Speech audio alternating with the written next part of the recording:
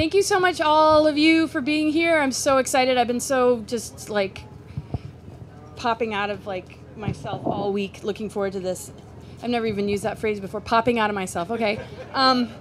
So it's exciting. I've been at a few DisclosureFests already, and it's grown incredibly, and it's just amazing to be a part of this. And so thank you, Portal to Ascension. Thank you, Neil, for having me in this particular tent to do a workshop.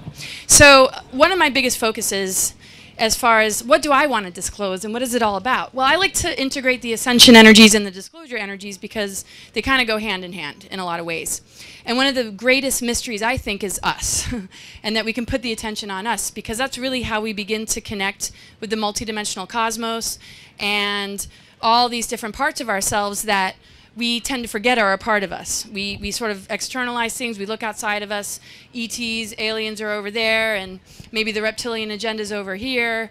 But like, what does it have to do with us? Because we're the ones that are going to create the alchemy. We're the ones that are going to have certain experiences to help us to understand the level of self-responsibility that we have to cut the cords with these draining sort of vampiric influences and control agendas and step into the fullness of all that we are. So as we know, I'm probably not even going to look at that. I'm like, maybe I need my nose. I'm like, no, maybe you don't. But I might look. So, you know, one of the things I think we all notice from a young age is we're fed a lot of stuff outside of just our own internal awarenesses and knowingness. You know, coming from the television, coming from the news, coming from school systems, coming from our parents, and all this sort of multi-generational information, including history that's not necessarily accurate, and you know, ancestral patterns and things that have just been passed down, and it's not necessarily pulling us into ourselves. And I kind of joke about, you don't have guidance counselors that are like, oh, you know, you would make a really great, you know, medicine woman, or I call myself a global alchemist. That's certainly not anything I got from my guidance counselor. Like, yeah, you'd make a really good global alchemist, or you know, or an ascension guide. So most of the people that are starting to tap into their mission need to survive the school system more than get a lot out of it, because it's not really nurturing certain types of individuals that come here for reasons beyond what we've been fed. So we're in a personality matrix. And that's sort of the 3D element to like who we are. But there's a much, much richer galactic history that has brought us to where we are today.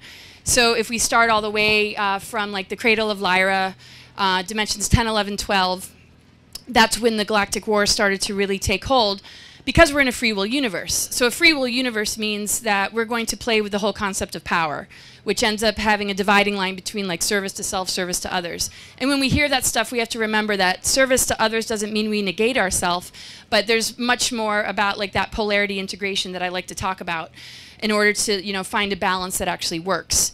So because of these, you know, different wars that took place, it began to cut us off from what's beyond our 12-strand embodiment, which goes into the Trinity, which are represented by dimensions 13, 14, and 15.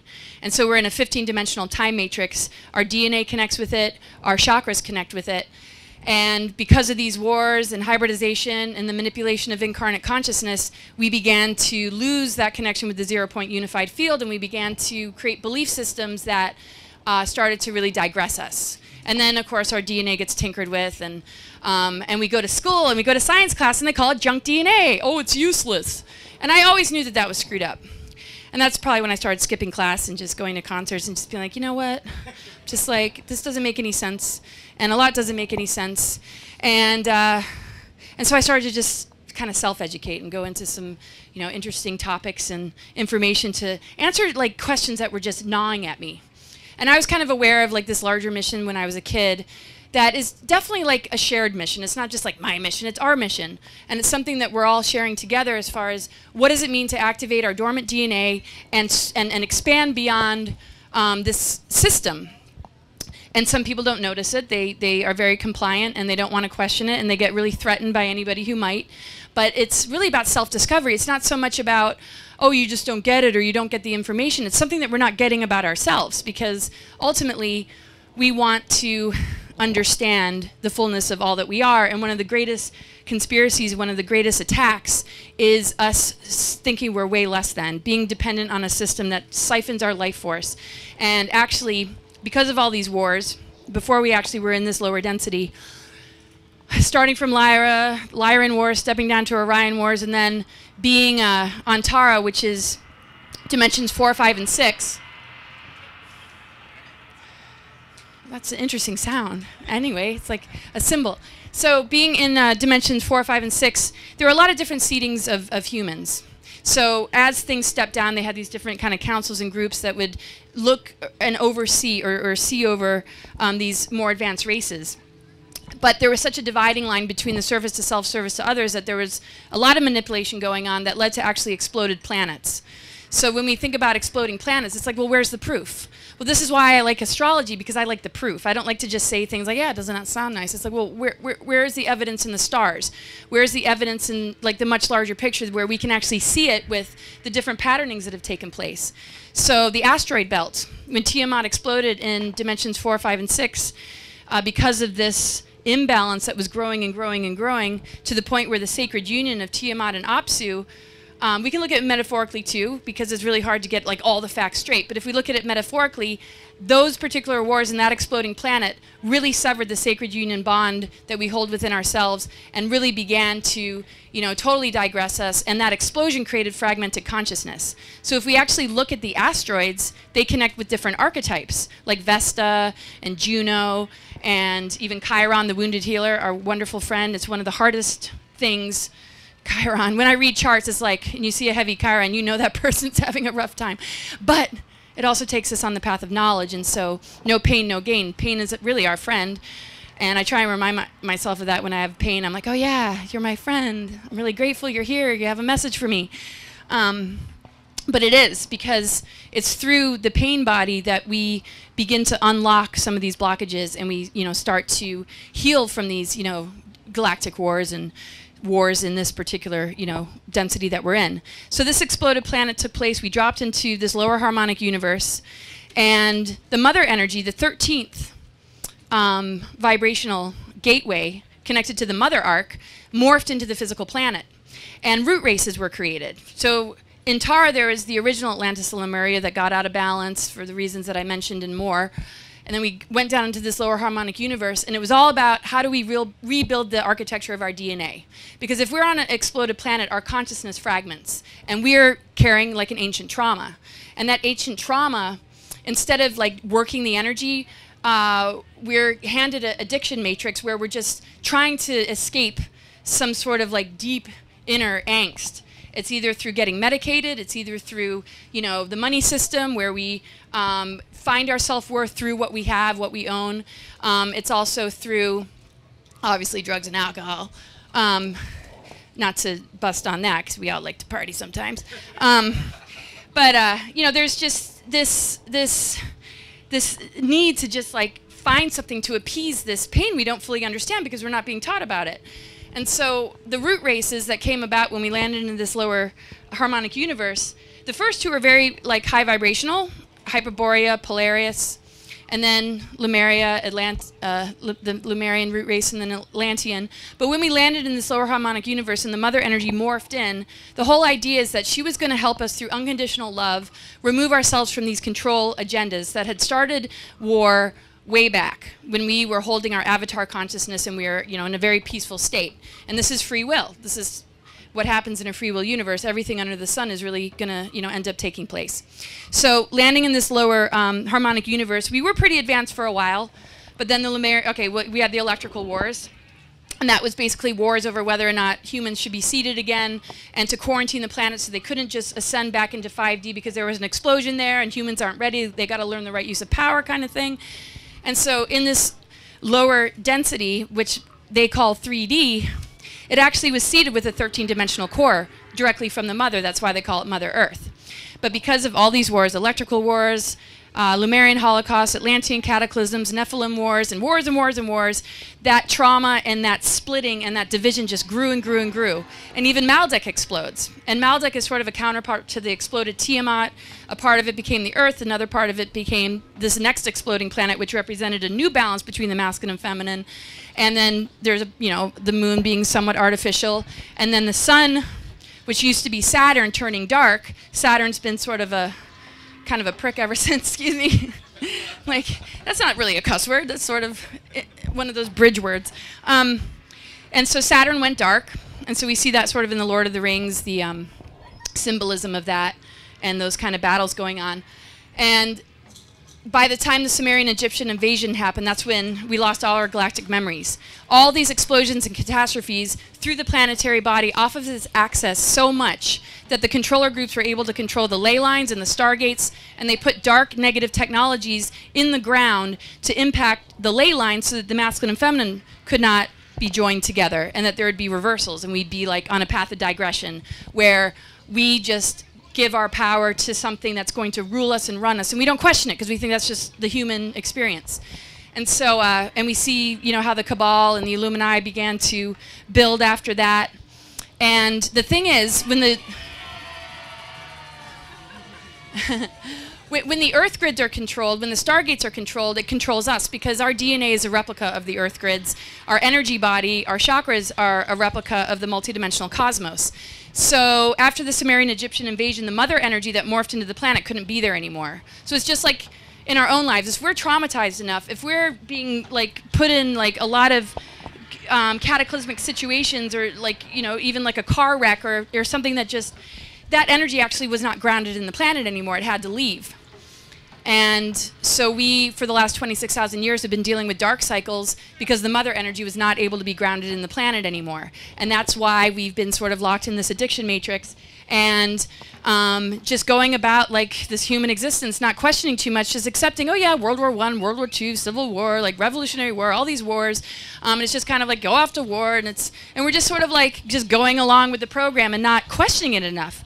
When actually, this sort of inner cabal shadow government funds both sides of wars and basically wants to make sure we stay conquered and divided. And the whole deal is that they want the root races to be fighting each other, because to rebuild our DNA architecture, the root races need to unify. And the whole idea is if we're going to rebuild our DNA to be able to have access to these higher dimensions, we have to all kind of learn to get along and understand that diversity and harmony is oneness, because we all carry different pieces of the full architecture of our DNA. So when we see genocides and we see all these, races getting wiped out, it's because they hold particular codes that if they wipe out, we're not going to be able to ascend because we're missing a portion of who we are. So, unity consciousness isn't just about let's all be nice and love each other, and of course that's the vibration that we want to see, but there's so much more to it than just that. So when we look at, the diversity of all the races in the world, the unification is everything in order to switch on these dormant strands.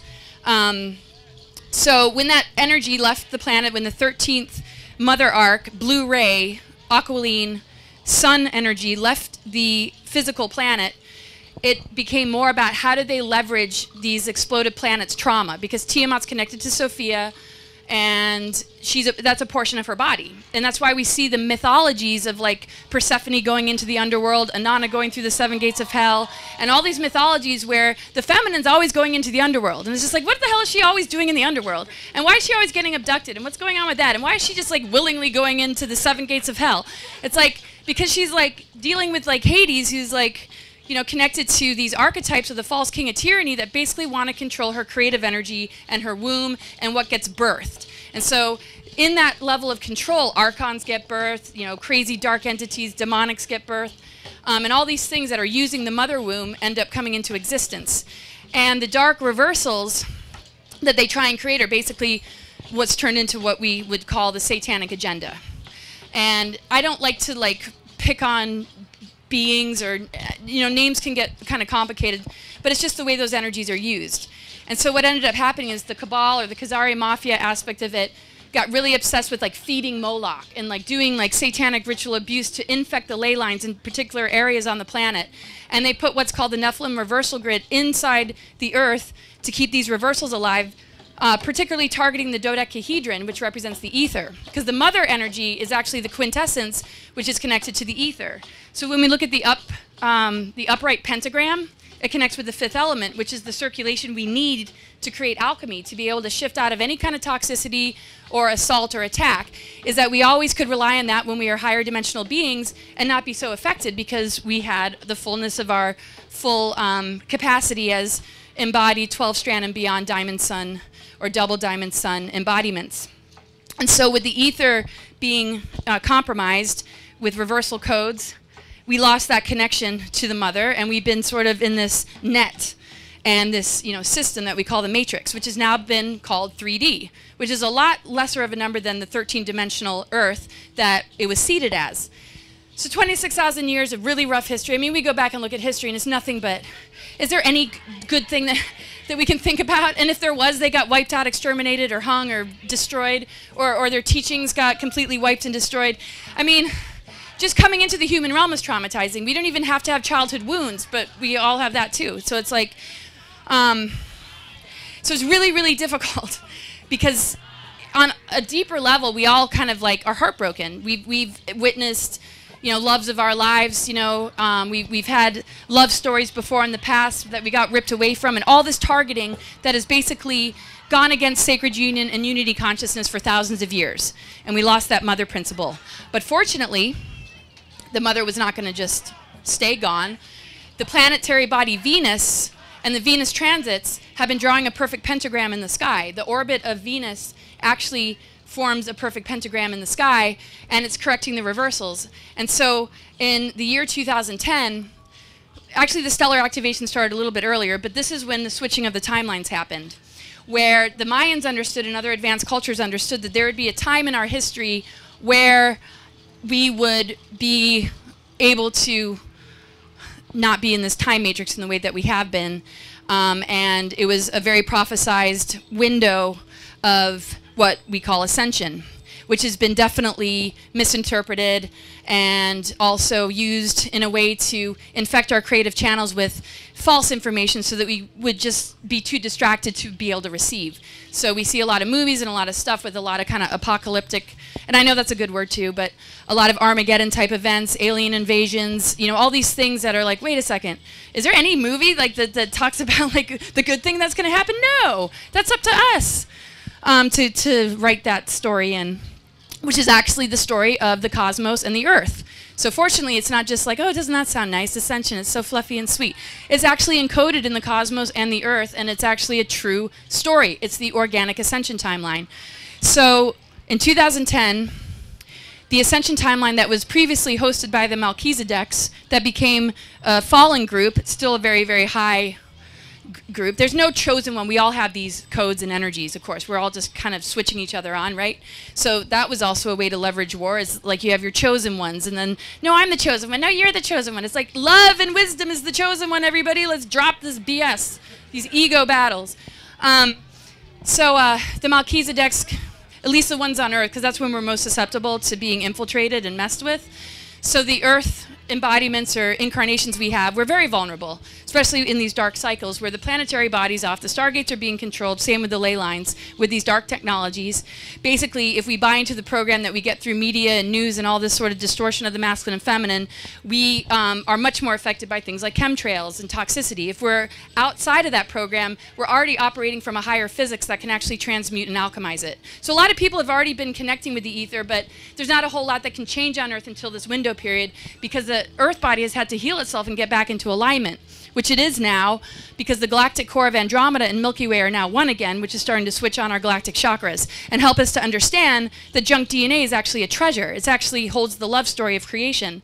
And our ability to access it is to divorce ourselves from all the imposters, the control system, the things that have manipulated us and betrayed us, because it's no different. I mean, we're in a relationship with everything.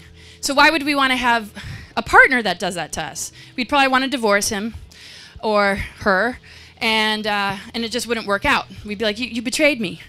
But see, people don't want to know that because they can't wrap their head around the fact that our system or the world around us is not really looking out for us. It's one of the most devastating things, no doubt. And so even those talking about it doesn't mean, you know, it's just like, oh, okay, yeah, just download comes in. It's like, no, I was like bedridden for 2 years. I'm like, what is going on? Most of my life I was just like, just completely like, I'm like, all right, get over it. Let's just do something about it. Now, so, you know, my interest was like really learning about what this window period's about. And it started when I was a kid. And I was being prepared as, when I was a kid, and particularly prepared, being prepared to not go to Mars and not go anywhere anybody wanted to take me, and to stay real connected with my truth. And I sort of like knew I was going to do that anyway, because I was being prepped for this particular window period, that this was a time of like awakening. Well, it's not just to information or understanding conspiracy, it's to really fulfill what the Tree of Knowledge is all about. The Tree of Knowledge got targeted with mind control. So what is the real path of knowledge, of being in this duality of good and evil? And you know how some people say there is no evil? It's like, I really wish that was true. But like now it's like completely overwhelming. You gotta just shut the computer, because the amount of rabbit holes, you know, as you know, can be like insane. But this is the shadow work of Gaia, right? So we do shadow work on ourselves and also Gaia. So where was I going with this? So in this particular window, the Ascension Timeline switched over because it wasn't really working out. We've been in these dark cycles. They were really meant to sort of like hold space and be a part of the repair work, do the grid work, and just only small groups ended up doing that. So it was prophesized, and it actually ended up happening. There was an original 5D Ascension Timeline, but it got so hijacked through implants and manipulation that they had to do like a plan B, kind of like the, you know, that plan B, like if you get pregnant. It's like plan B, and it just changed the whole nature of things, because so many humans weren't ready for these big blasts to come in, and they've been just reworking the calling of how to support us during this time. Man, there's a lot of outside noise because we're outside.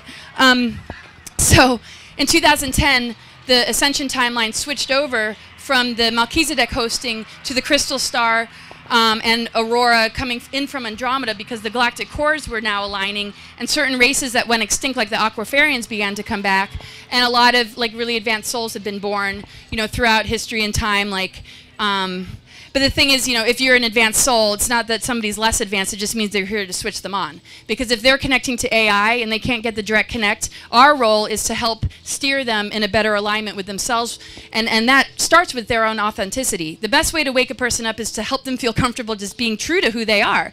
Because if we're true to who we are and we accept, you know, the dark night of the souls and the negative aspects that come up in us and the things that we want to just not show the world, and we can just accept that, it's very temporary, and it's going to actually like make things move quicker. But if we judge it, if we suppress it, if we medicate it, it's just going to, that's just a lot of work to do later on. So we have to just jump on board with it. So when the Ascension Timeline shifted to what we have now, the mother energy was able to anchor herself back into the planet, and it started to activate the diamond heart in the core of the planet, which affected, you know, the ley lines, and it started to heal the reversals and clear the energy. Because the Dark Mother reversals are actually connected to not just the worship of Moloch, but this attention on Baphomet, and this sort of like giving us like false religions and false information to siphon our life force, to take like into like a feeding tank, basically, to feed the controller groups that cut off their DNA on purpose so they could, you know, be in charge of us. And so even Saturn has a black cube in it, and it basically gets all the negative energies that come from satanic ritual abuse and all the manipulations and darkness that we see that are taking our life force to feed Saturn, to then infect the moon so that the feminine stays compromised within men and women.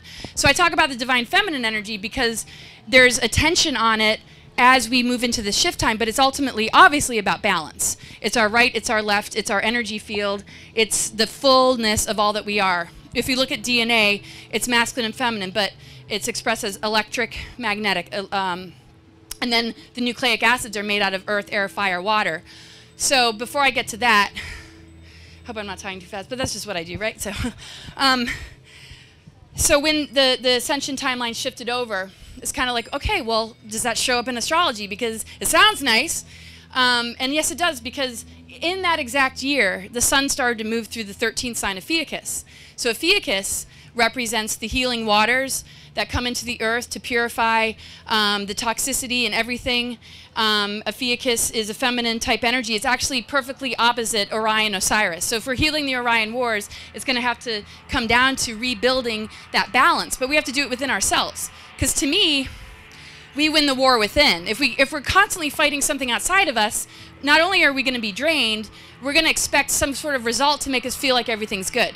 But if we focus on what's inside and rebuild that architecture and find that inner balance, then we start to move into that junk energy that isn't junk at all.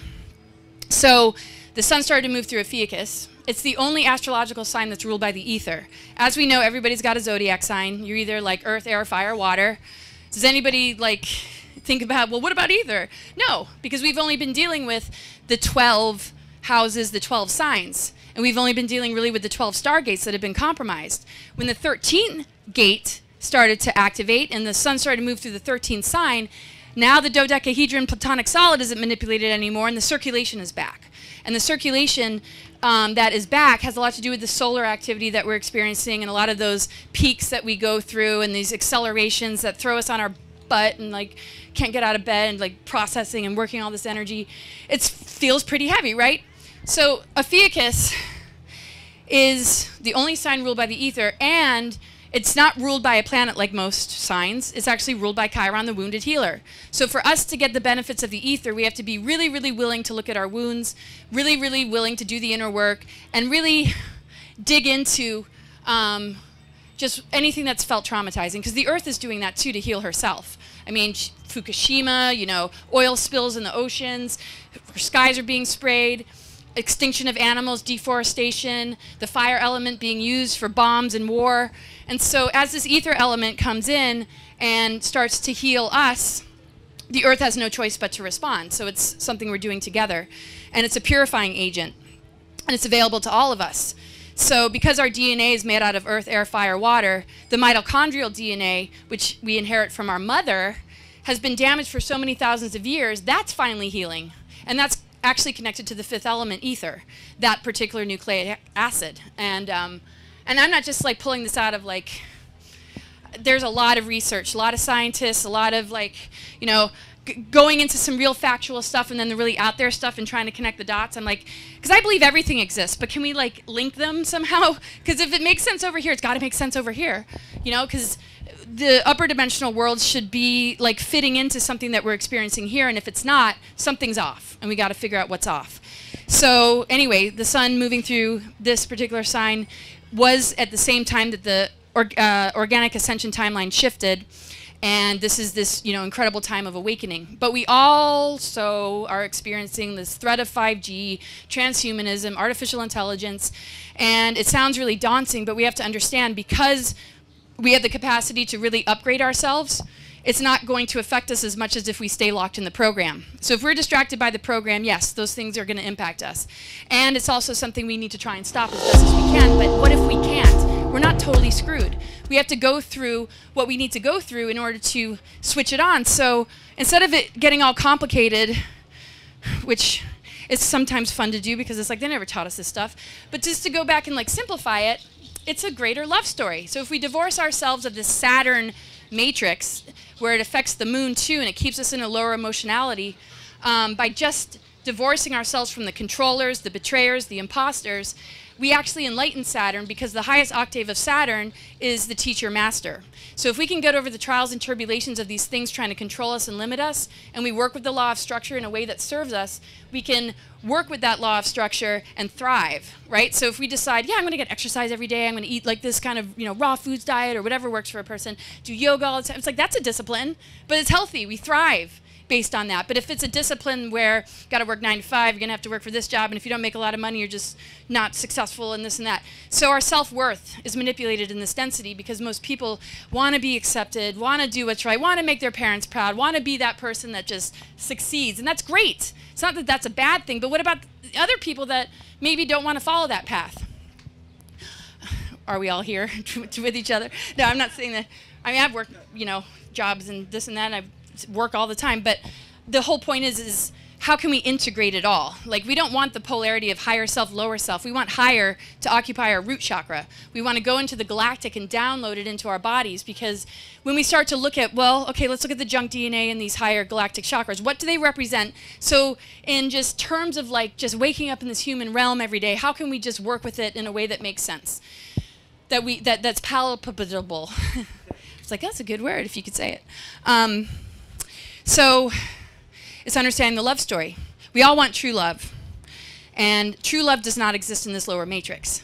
So we have to be warriors to the whole vibration of love and wisdom in that quest to find that within by just being brave enough to be fully authentic and understand just the trials and tribulations we have to get over in order to be in that position of self-mastery. So the tree of knowledge being targeted with mind control is actually the quest for self-knowledge. And self-knowledge is encoded in our DNA, but in order to throw us off, they call it junk DNA because, oh, it's worthless. There's no use for it.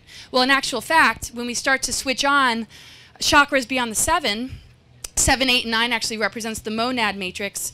So basically, okay, our full 12 strand, the first 3 are the personality matrix. So we're considered in a 3D experience here on Earth because everything's based on personalities. The labels we're given. Oh, you're a lawyer, you're a politician, you're a religious. You know, it's like we go by labels. And we find, you know, people that are like-minded through the labels. And that's fine for the most part. But it cuts us off very often because our self-worth sort of is determined by the personality matrix. We get cut off from the other stuff. So on a more collective level, when we start to move into 5D, that's where the 5th element comes in, the ether. And we're trying to get back to that because we're trying to switch on everything. And so when they talk about 5D ascension, that's just the beginning because really we want like the full 12 strand and beyond capacity again. So when we go into 4, 5, and 6, that's where Tara was and that explosion happened. So we really work on that balance of the masculine and feminine and understanding that the 5th element is best expressed through the throat chakra, which is the 5th chakra. So how is it that alchemy works through the 5th chakra? Because if we're mind controlled, our words are going to express that control and limitation. We're going to spread it like a virus. If we're talking to family and friends and we're under like a program, we might be disrespectful. We might judge them. We might just create a really awkward atmosphere unless other people are buying into the program. That's why it's difficult to be in the room with certain people that don't want to see beyond that. Our authenticity, though, when we hit a truth vibration and we go beyond that, it's carried in our voice print. So the tone of our voice is like huge, right? You get on the phone with somebody and you can just tell by the way they're talking to you. You're like, bye, I love you. And they don't even say I love you back. And your whole day is, you don't even love me. What's going on? Or like they sound all just like, yeah, I love you too. It's like, okay. It's not like a personal example, but maybe like it has been. Yeah, certainly it has. But it's just like the tone of voice, you know, that we get from our parents, the way we're talked to, the way school teachers talk. The most influential and amazing people in our life are the ones that speak words that inspire us, that ignite us, that help us to believe in ourselves. Those are the people we never forget. And then, of course, there's the people in our life who are just like, man, you know, I just don't get a lead. That vibe is just off. So we have to understand that the alchemy happens through the throat. And when we're really in a vibration of truth and authenticity, what we share through our tone and through our voice and through music and sound is either going to elevate a person and expand them, or if we're under a programming, it's going to constrict them and make them really uncomfortable unless they're in agreement to that program. Then they can just enjoy their programming together. So there's a lot changing in this part of who we are. And also, when we look at the 4th chakra, that's a place where a lot of astral entities attach because the love aspect is not fully in balance. So if we look at sacred union not being in balance, we've been in a patriarchal system that's infected both men and women. Men have gone through the programming of a lot, and you know, women too, they can be patriarchal. But you know, and the inner feminine in all of us have been, you know, somewhat silenced and exiled. And so when we start to come into the 4, 5, and 6, we want to see, well, is there balance in our heart? Is there balance in, you know, our give and take and how we care for others and care for ourselves? Are we overly giving? Are we negating? Are we self-destructive? So like our heart chakras aren't fully like I mean, that's been a hard part of ourselves to balance. And so astral entities love it. They're like, thank you. Because they thrive on imbalance. That's the whole idea of conquer and divide. Choose sides, right or left, this side of war or that side of war. Everything, you know, basically, people are either right-hand path, left-hand path. It's like, oh, well, we're just doing the Satan thing because these religions and Christianity is a bunch of BS. And it's like, well, why don't you just not do anything and just be yourself? Why do we have to choose one or the other? I got a right hand and a left hand. I've got light and dark. Can I just merge them and integrate polarity? So, I mean, that's the whole deal, because without that, we're not able to get these other aspects of ourself. So when we start to go into that sort of 5D ascension, we're looking at the balance of our heart. We move into the 5D, we start to take more responsibility with the things that we share. We're not operating under a programming. We're creating that alchemy to like wipe the mind control away and begin to speak more authentically. And then we move into the 6th, which is our ability to see clearly. And once we master that part, then we're ready for the rest. And so we're only taught about the 7 chakras, but because the planetary logos has been distorted, and we can't really go beyond the 7th very easily without getting psychically attacked, we sort of, you know, end up looping, and we keep incarnating, wondering like why we can't reach beyond it. So once we get like our authenticity and we get our voice intact, we notice that we can manifest things. We can have a vision in our mind and we can use our voice to manifest it. That's the whole idea of the magician card. And it's the kind of magic that comes through your frequency, comes through your voice, not necessarily, you know, not like, you know, hocus pocus, but it's that, you know, strong energy. So when we begin to recognize that, we start to activate the higher heart. When the higher heart starts to download into the body, it actually changes the color of the 4th chakra from green to lotus blue. The Egyptians understood that that was a really sacred color. They made it, you know, oils, and it was really helping to bring the galactic information into the body. And so 7, 8, and 9 is considered the Gaia higher earth energy, because all the strands of our DNA are connected to different harmonic universes. 4 main ones that are still physicality, then the 5th one goes into the Trinity and the founder groups. But the first 4 go from personality matrix to soul matrix, 4, 5, and 6. 7, 8, and 9 is the monad, which is basically our higher mind and our spirit energy coming into the body. And then 10, 11, 12, which is our avatar consciousness. So these graduations are stimulated through these planetary bodies, most especially Uranus, Pluto, and Neptune. Uranus is the great activator. It's electrical, and it can give us nervous breakdowns like, I'm going crazy. Like if you're around the wrong people, you're going to feel like you're going crazy. And so our society likes to leverage that vulnerability, like, yeah, they're getting activated. They're going to upgrade their DNA. Let's tell them they're schizophrenic, you know, like hand them some label and like project something on them so they go on drugs.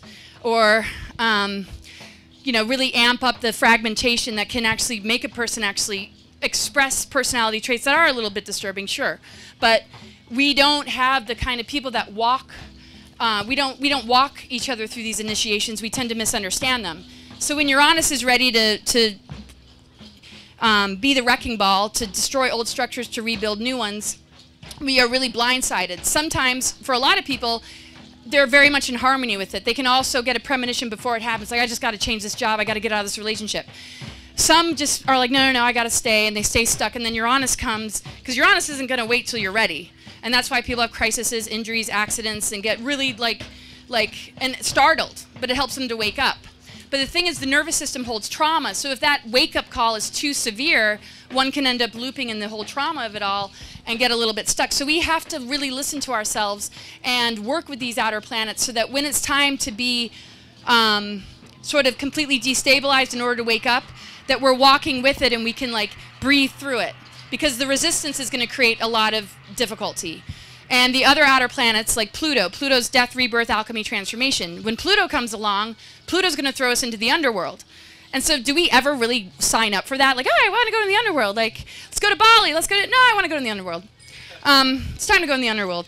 No, it's like it's Pluto. Pluto just comes along. Doesn't matter if you're ready or not. It's just going to throw you down there. And you're lucky if anybody's going to give you a helping hand. Everything turns dark. But that's where the crone comes in, because it finds the inner wisdom and the light within. And it purposely makes sure that we don't have any help or assistance and everybody's like turned on us, because it's asking us, can we find the wisdom? Can we overcome Saturn? Can we go into that darkness and find our truth? And once we do, then we start to come out of the underworld, and we come out and we're just like a lot more connected to our soul. But there's nobody helping us with that. And I joke, like, you can't just call into work. Like, people have the flu, you have to be really sick to call into work. It's like, so what, the underworld doesn't count? I mean, that's pretty brutal. Can I just take a month off? And like, no paid leave, you're just going to have to quit, which I did. Because I was like, I'm going to go into there, and I have no choice because I was already in there. So I got the labyrinth, because it's connected with that. So we go into that zone, and there's not a whole lot of support or assistance. And a lot of times we want to go where our soul's going, into those death throes, and the physical wants to follow, right? So we have to really try and keep our physical body alive while we go through that. Because really, another level of mastery is, can you die and come back and maintain the same body? Because every time we die, we get past a gatekeeper, we get past some sort of dimensional blockade, and we begin to recognize our multidimensional energy. Neptune's connected to our multidimensional awareness, the creative imagination, and all these different levels of the rest of who we are. And so artists and musicians have a strong connection to Neptune. As you see, they bring in things that are beyond this world, and music and things that are really inspiring. And so those are the three outer planets we don't have a whole lot of control over. And so they're doing things in the sky right now to make sure that we all get what we need to wake up. But if we don't understand those initiations, we've got major traps, major manipulations saying, oh, no, just come over here. We'll give you some medication, mostly pharmaceuticals, right? So I don't watch TV, but when I'm in a hotel room, I'm just kind of clicking around. And there's still those drug commercials, treat a migraine, but side effects are coma and rectal bleeding, and you know what I mean. It's just like, what about herbs? Hello? It's like, you guys are people still watch this, or nobody's like, I don't know. But then we got all the fake news and this whole like matrix thing, right? The personality matrix. It's targeting the weaknesses of our personality. So anyway, as we step it up, we go into the soul. We master the alchemy of our throat chakra. We begin to move into 7, 8, and 9. When we start to go past 7, that's when we get psychically attacked. So people might be working their crown chakra energy, then all of a sudden they're ready to go into the next level of sacred union, alchemical marriage, leading to Hieros Gamos, because it is a love story. That's why we see these archetypes in fairy tales of, you got to get through the villain to get the true love and happily ever after. They're kind of like telling our DNA story of getting through the villain, which is actually the one that created the junk DNA and put a lid and seals and frequency fences, not just in our DNA, but on the planet.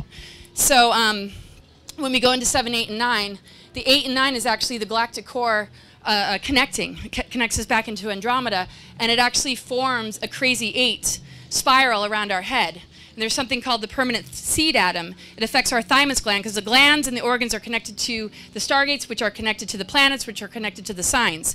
And that's why I do medical astrology, because it's just all connects, right? So it's like if we're not well, it's like, well, there's a reason for it.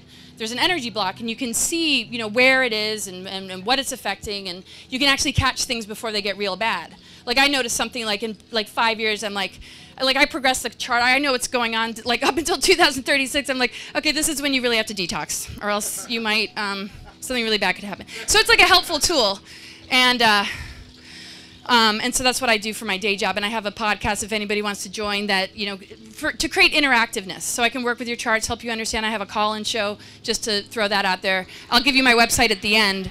But it's just because we need to work this energy together. And we don't want to do it alone. And we want to be able to be real and transparent about what we're going through. And I think that's, a really important thing. So the 7, 8, and 9, once we start getting past the 7 is when we get psychically attacked. So when we get psychically attacked, that's when we start to feel like crap. We're like, oh man, I was doing everything right on my spiritual path, totally meditating every day, I've been eating good, been doing this stuff, and then all of a sudden it's like you feel like, whoo, everything's great, and then wham, you're back at square one. You just had a terrible fight with your partner, you don't know why. Everything's just going to crap, and you're just like, man, I can't do this, thought I was on my spiritual path. And that feeling of defeat ends up turning us the other way, and we might say, what's the point? Go back, drink a lot, and whatever, do just whatever. And that's a ploy, because the implants and the programmings and the AI and the Archons are wanting to mimic and replicate the parts of us that keep us stuck. And if they can get that print, which they're kind of mapping and picking up on and taking to use against us, if they get enough of that data, they know exactly what's going to throw us. And so we have to breathe through those times. So a spiritual path, as we know, is not just like, whew, that's a huge part of it.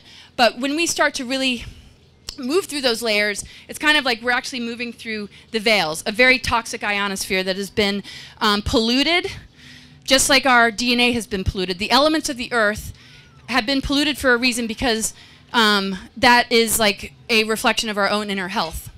And because the ether is available, when we do the inner work and we can purify and switch on our dormant DNA, the earth is going to respond to us. So basically, ascension is when our DNA upgrades, how can we not see but a different world around us? The earth is going to be different because we've switched on something that is beyond the personality matrix that is keeping us in this 3D program. We start to move into the soul. We have more authentic relationships. We feel more bliss. We're all here sharing in that together. And we keep going on and on and on until we reach the fullness and wholeness.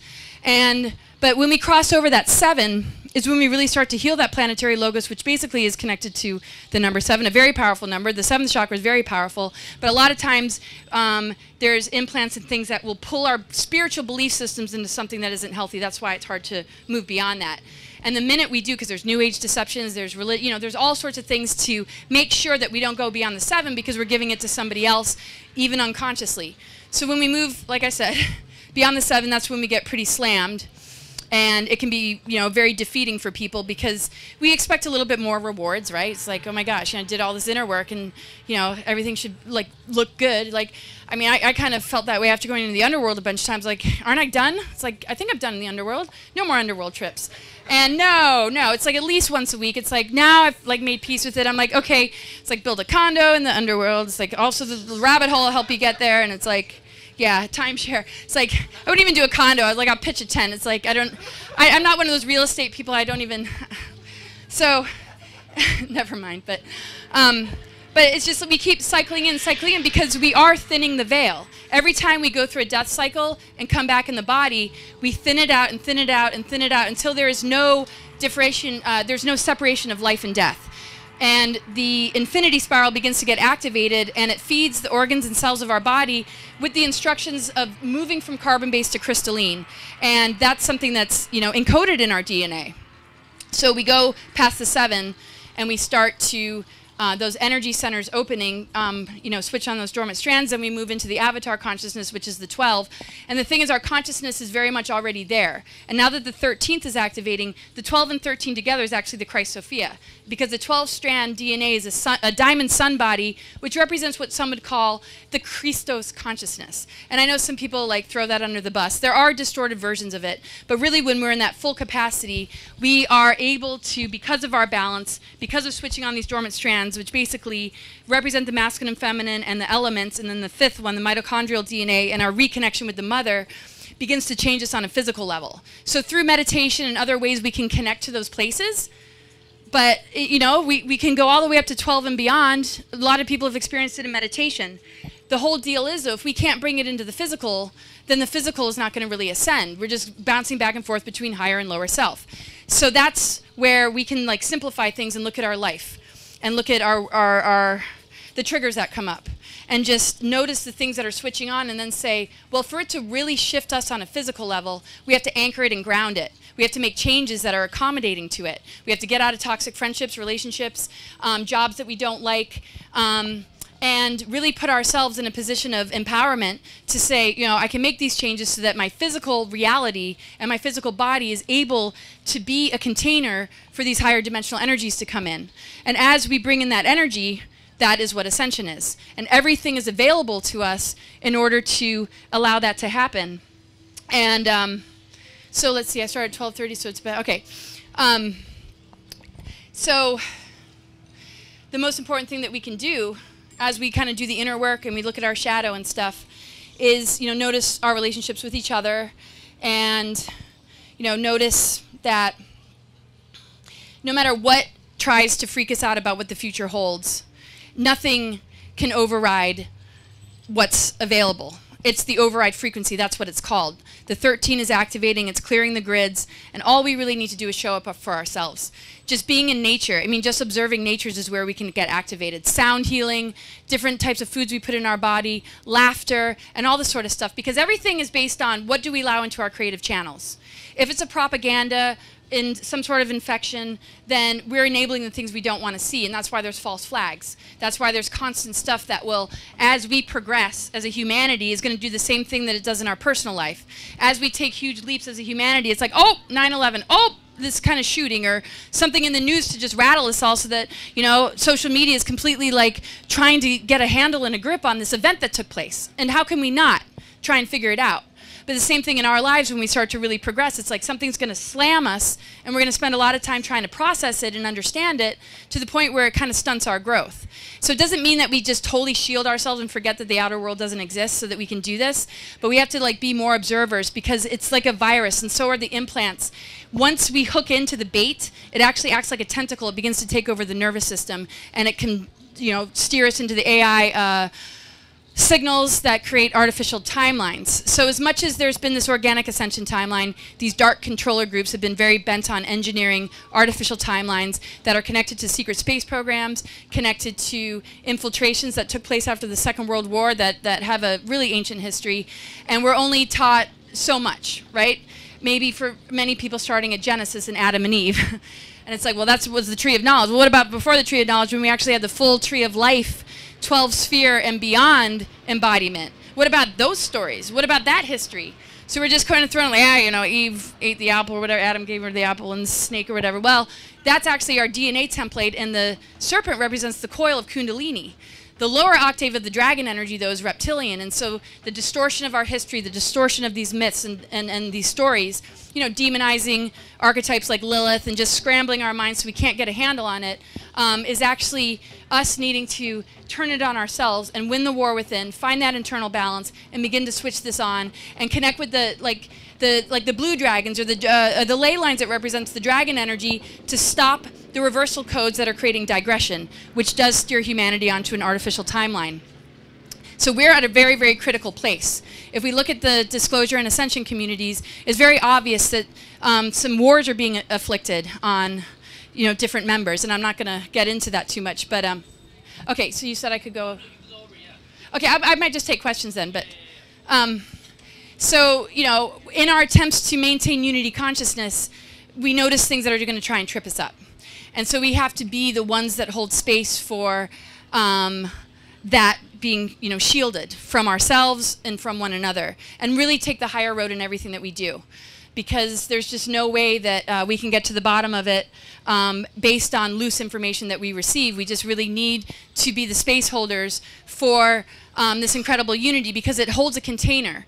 Just like when we want to protect our aura from attack, we have to do the energy work, but we have to do the same thing and protect our community and protect each other by you know, forgiveness and love and compassion and giving each other the benefit of the doubt. Because we don't have to fully believe or follow anybody or prop them up on a pedestal. That's not what it's about anyway. They got their path, they got their thing, we all do. The best thing that we can do, though, is be in camaraderie, because we're equals. There's equality in the fact that we're all diverse, but oneness is diversity and harmony. And without that willingness to create harmony, it's like an orchestra that's playing out of tune, and the frequency that it creates attracts more AI, attracts more Archons. That's exactly what they want to see. So the more we blend and harmonize and not get too invested in what's outside of us, but take it upon ourselves to know that we're creating the shift, and it's an internal initiation to switch on what's been dormant and to ignite the rest of who we are, then we understand actually it's really natural. But because we've been born into captivity like zoo animals for lifetime after lifetime, we get so used to it that when somebody wants to open the door and say, hey, you know, you can go back to your natural habitat, it's like, what the hell is that? It's like we're like afraid of it.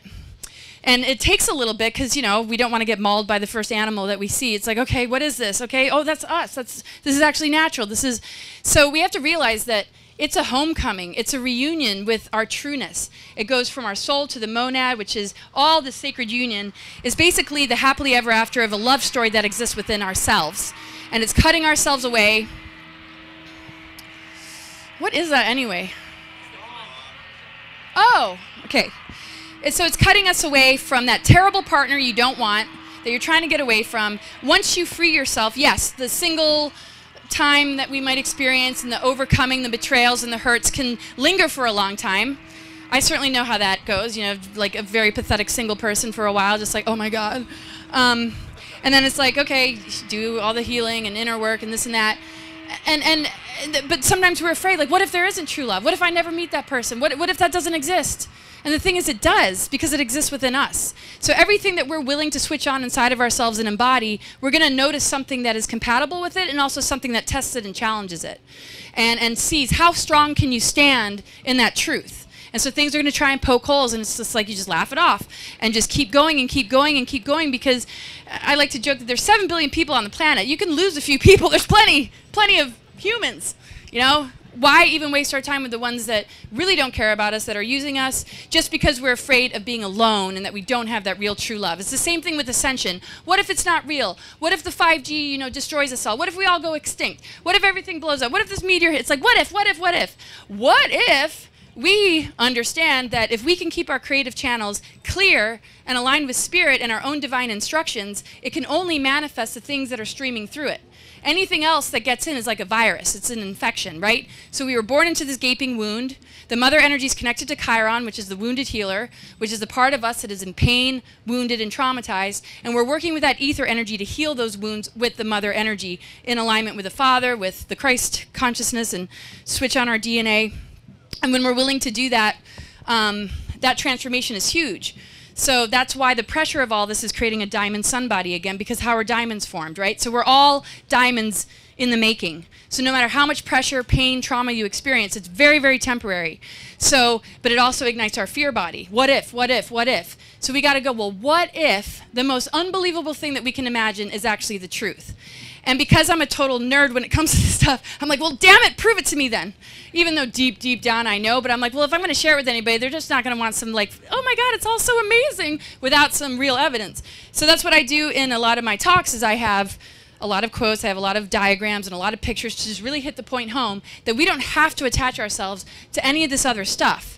But if we can't help it, then let's leverage it. Let's utilize it, because it's a catalyst. Let it, you know, take us into the most gnarly place of constriction and fear, and breathe nothing but love into it. Because the lead of this human experience, the alchemy, that's why I call myself a global alchemist, because we're all doing this, the lead of our human experience can turn to gold. Saturn, which is the lead of our planet, can turn into gold, because when we eventually master Saturn, that's our self-mastery over limitations, blocks, frequency fences in our DNA, and the control system, the distortions and belief systems we've adopted that are very diverse, but they all have one thing in common. We fear the future. We fear our power. We feel like we're at the mercy of whether or not everybody else wakes up. We're at the mercy of the system and whether or not we're going to vote somebody into office that's going to be able to solve this for us, or we're in the hopes that instead of a negative alien takeover, that the benevolence ones come. And yes, of course they can, but this is all a part of our architecture.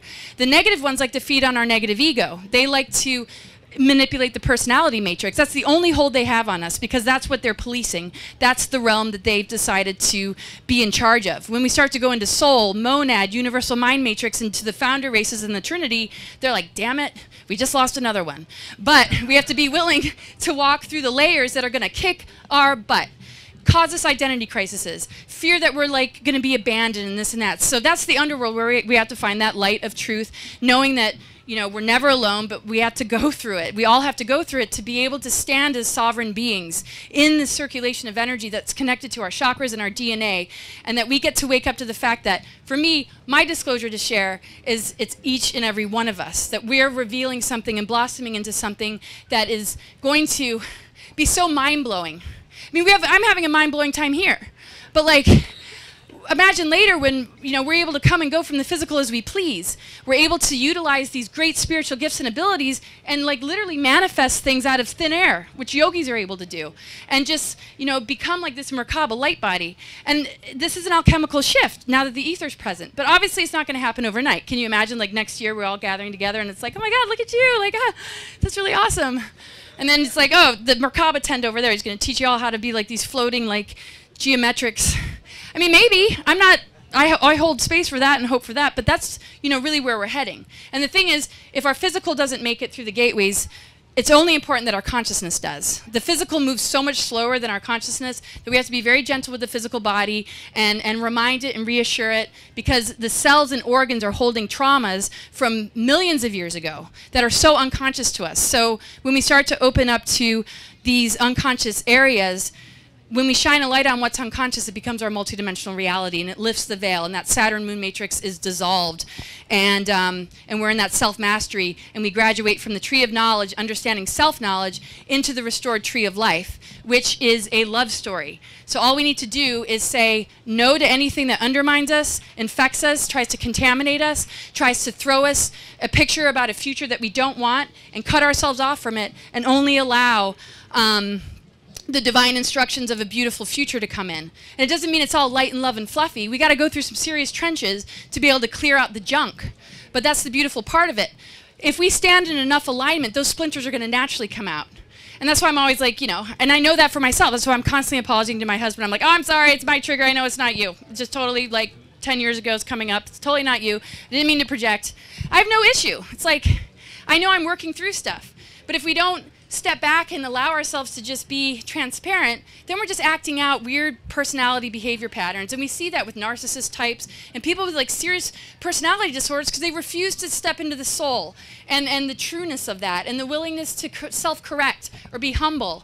And so anyway, I'm going to close in maybe a few questions. I know we want to go over to the mass meditation, but the most important thing that I can say is remember that you're creating this ascension. It is an inner process. And everything that goes on in your life and what the planets are doing are all designed to get you exactly where you need to be. It's only our misinterpretation of it that keeps us stuck. It doesn't mean it's going to feel good, but if we take on the task, if we devote ourselves to it, it's definitely going to be a lot more, you know, comfortable and manageable because we start to find people that are going through the same thing and we don't have to just put on a facade and try and be what everybody else wants us to be. And these are the kind of communities that hold space for it. Neil has been holding the space for so many years. When I first met him, I was just like, yes. And so thank you so much. And we each are leaders in our own world to take that stand and understand that the war is won within and nothing but a positive future of organic ascension is available as long as we can embrace the true love story that is encoded in our DNA.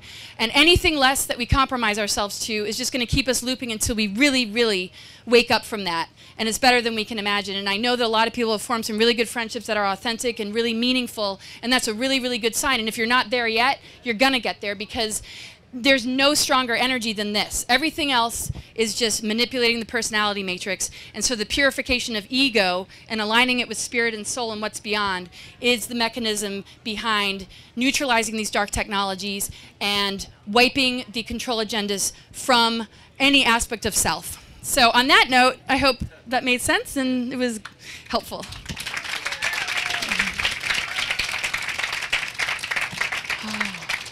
So if some people want to go over to get ready for the meditation, awesome. If anybody has any questions, I can hang for a second if Neil agrees, or what do you want me to do? We have 30 minutes till the mass meditation, so let's do 15 minutes of questions. Okay. 2 minutes? 1 minute? Go ahead. Is it okay if I put this question on my YouTube channel? Yeah. Okay. What are your thoughts on demonic possession? Well, okay, because of fragmented soul energy that's not working with spirit and that's like not anchored in the physical, you know, if we're too fragmented and not occupying our body, something else is going to want to occupy the body. And a lot of the satanic rituals are to basically traumatize a person so much through multi-generational trauma-based mind control that that body is easily possessed. So if it happens to somebody that's not in that sort of situation, their life can be traumatic enough and they might be that cut off that demonic possession can take place. And I firmly believe it. I work with people that have had that. I've helped to, you know, assist, and it's a very real thing. And it takes a lot of support in anchoring a person back into their body and allowing whatever needs to come up in that authentic sort of, these are my wounds, this is what I'm going through, instead of that lack of occupation of the vessel. So this is why we need to be so loving and compassionate. We're rehabilitating together as a human race. We need to hold hands. We need to support each other through our dark times. Because without that, it's very easy to...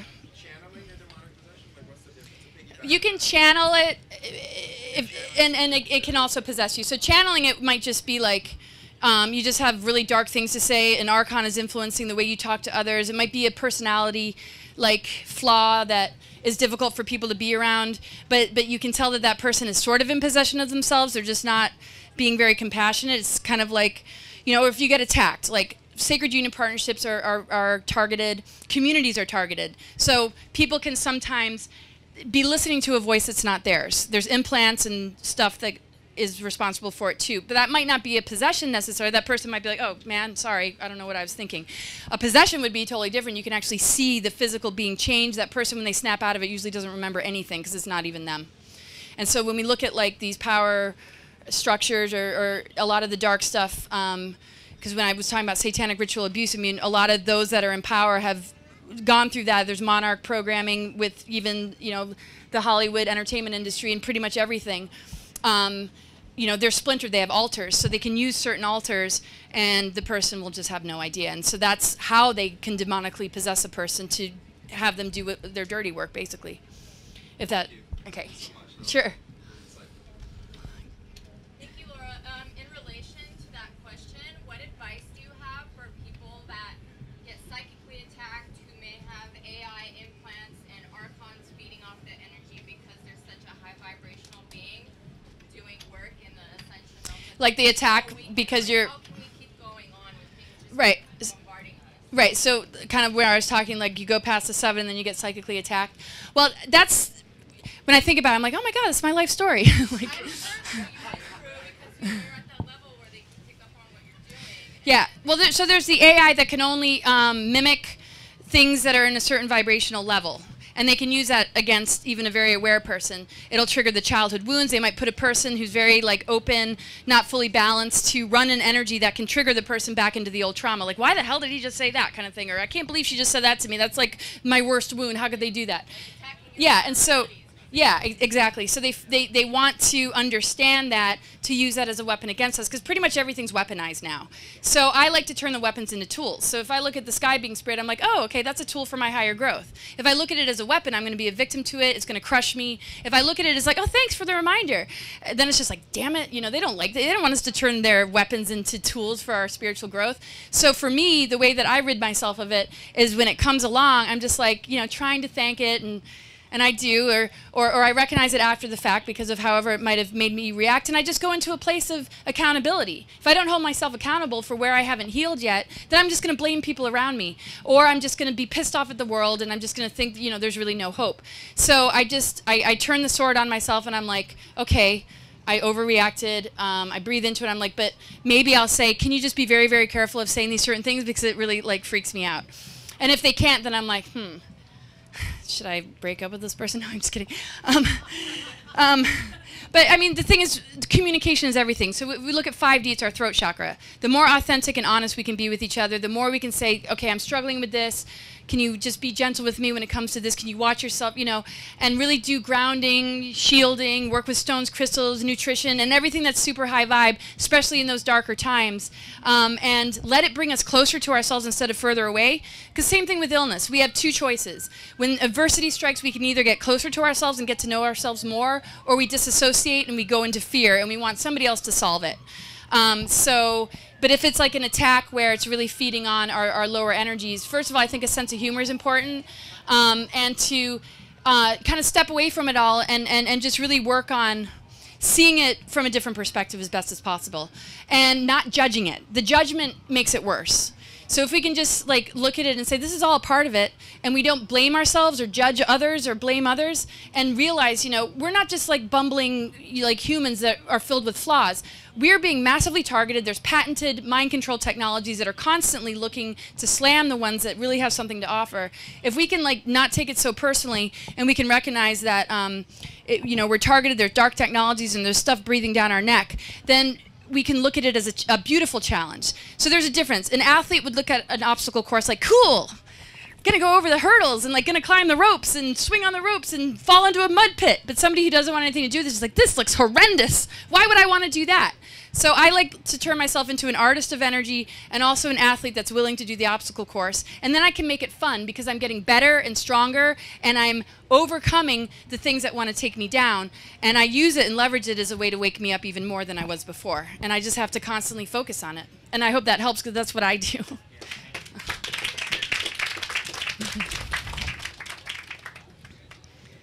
You had mentioned something about the core of our galaxy, the Milky Way, and Andromeda merging. Can you explain what you... Yeah, so we've kind of been in a, sort of a fallen galaxy and dropped down into this lower harmonic universe. And because of these different wars and things, there was kind of a split between these galactic cores. And as the planetary body is healed, it's sort of like a spinal injury that is now like healed and the circulation is back.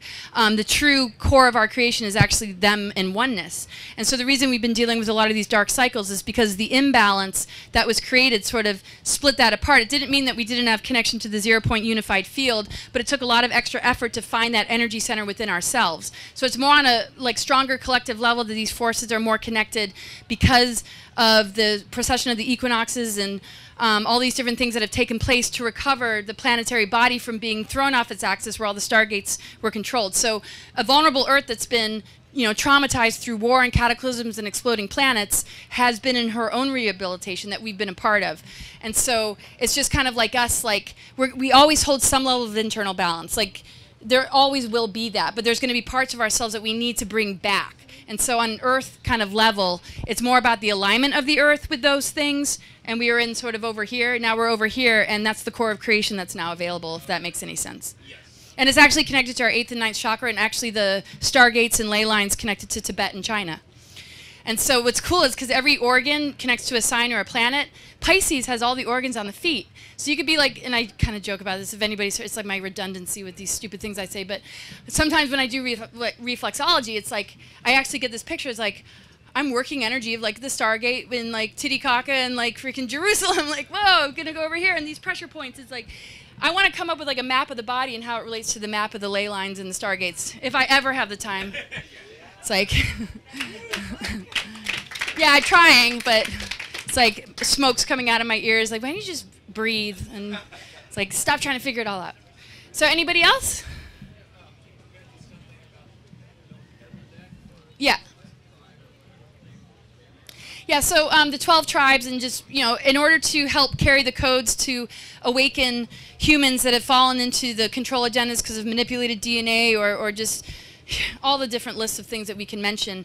They were, I mean, they're, kind of like we're all descendants in many ways, from source energy to all these founder groups. The Orphan consciousness is connected to all the founder flames. We all carry this in our soul architecture, but this particular group was supposedly meant to be the guardian of the Ascension Timeline to make sure that things didn't go too far. And that the dark agendas wouldn't go too far. And some of them got infiltrated. Their belief systems began to change. It sort of threw the goddess Sophia like out of the mix. It became very patriarchal, all about the father gods. And basically the Orion group used some of these names to be imposters by, like to use those names, but didn't represent their names and became imposters. And so some of those lines of energy believed it because they were using the names. They didn't realize there were imposters behind it. So they were very well intentioned, but just got a little bit lost. And so that it kept us from being able to really wake up in a more accelerated way. That's why there's a plan B for the ascension energies. And so they're rehabilitating a lot of them and healing from it all. That's why we have to hold compassion for even the darkest of dark, because we don't know their story, how compromised or fragmented they've been, or what their history is, or what level of manipulation they've been under. But yeah, now that it's all switched over, all the root races, all are like, because if we look at our charts, we all have different recipes, and so we attract things that we might feel like we're missing. Like if we're really out there, we might need somebody who's like really grounded, like me. I'm really out there. It's like been trying to get in my body my whole life, so I draw myself to very practical, grounded people often. So like we all carry like these different recipes of energy, and the more we mingle and come together, the more we switch on the fullness, and then we graduate from the chart, we go right into the 0 point, and we don't even need the zodiac anymore, because we're all 12 pieces of the pie and the 13. We just have different storylines and different aspects to play our role in switching on each other, because we're all different aspects of the one, of the greater, with that diversity, if that makes sense. Thank you, Laura. I mean,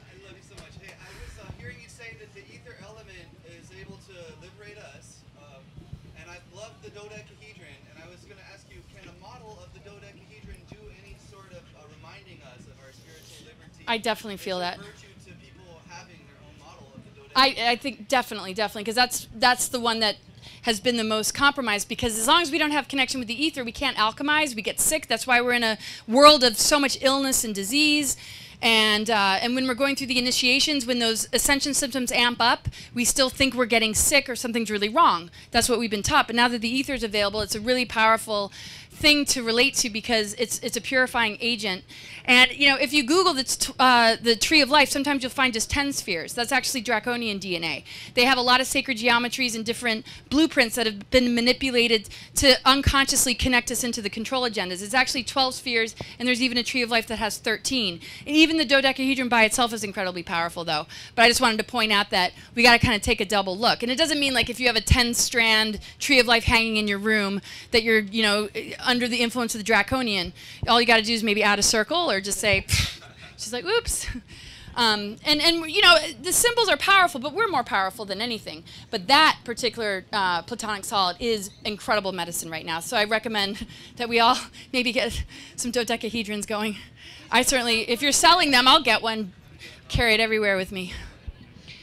Yeah, because that's alchemy, lead into gold. It's like, doesn't make sense. It's like, and the thing is, we have to understand that the metamorphosis from a butterfly to a caterpillar is very still, right? We judge ourselves if we're in bed for a week straight. Like, whose rules are we playing by? What's wrong with that? So what? It's not lazy.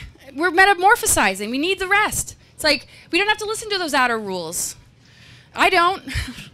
So I sleep in and wear my bathrobe all day. But it's all right for now.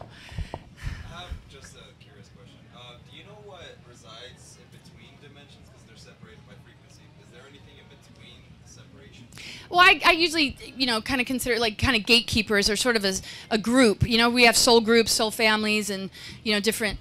I just see it as sort of like a part of that negative agenda and controller energy that operates through frequency fences and seals and mind control to put these layers. Like when we hit like a wall and our own thoughts and our creativity shuts down, it's very similar to having to move through that layer. Like some people are like, oh, I'm not an artist, I can't do it. It's like they don't even bother.